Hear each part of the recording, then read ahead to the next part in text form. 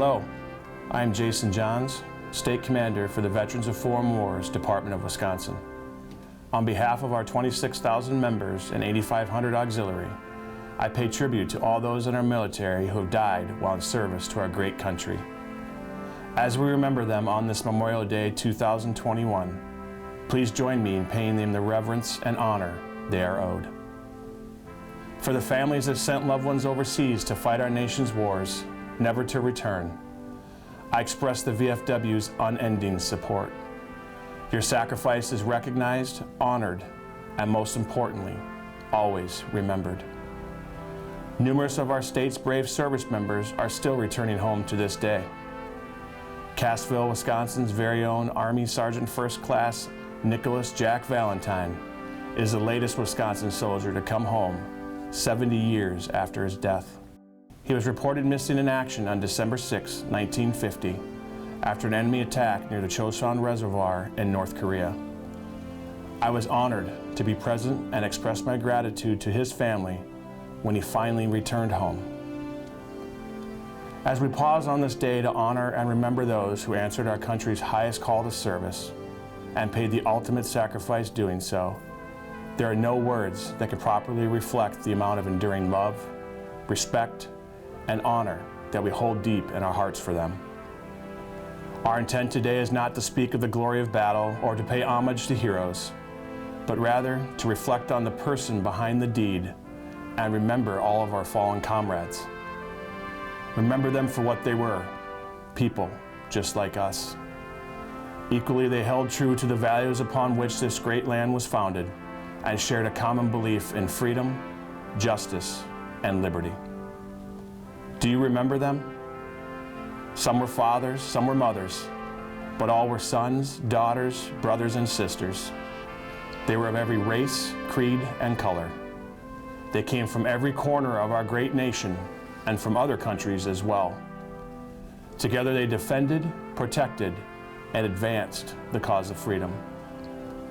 While protecting our nation, they did not choose the events of the world and circumstances into which they were thrust. Rather, the circumstances and events chose them. Throughout our nation's history, there has been a heavy cost involved in preserving our way of life.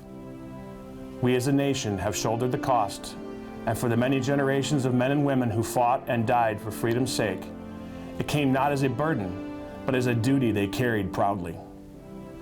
Unfortunately, the sacrifices of our comrades are sometimes forgotten or disregarded, especially by those who gained the most from it.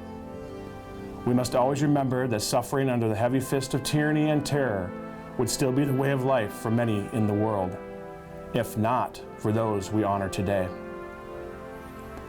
America's war dead are located in Normandy and other cemeteries in France, Holland, Belgium, Italy, North Africa, the Philippines, Netherlands, Luxembourg, Panama. The list goes on and on. All of it sacred ground. All of it silent testament to America's commitment to freedom-loving people everywhere.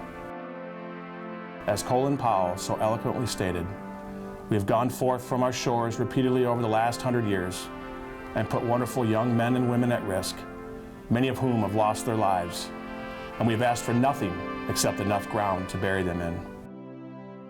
The past 20 years has brought forth a new generation of patriots who have been put to the test in the war against terrorism.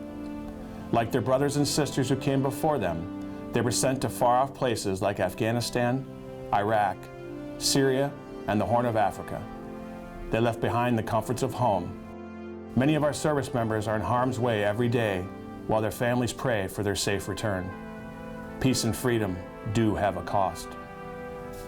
It is up to every one of us to assure the legacy of our nation's fallen is passed on from generation to generation.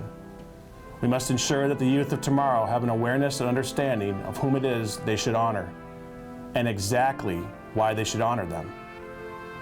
As we preserve the memory and the deeds of our fallen throughout the coming years, we need to care for those who return with all manner of physical, mental, and moral injuries.